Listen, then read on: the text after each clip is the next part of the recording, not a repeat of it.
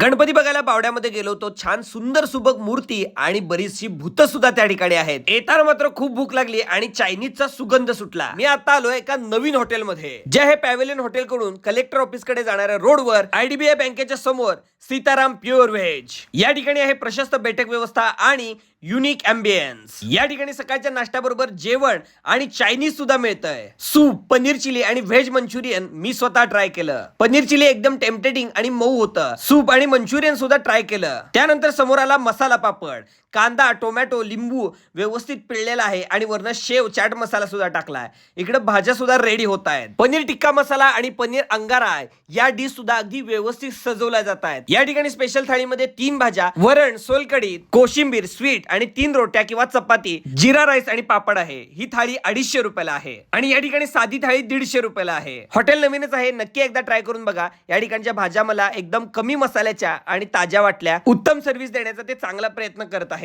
याची सुद्धा नोंद घ्यावी लागेल. हॉटेलला पार्किंग सुद्धा व्यवस्थित आहे.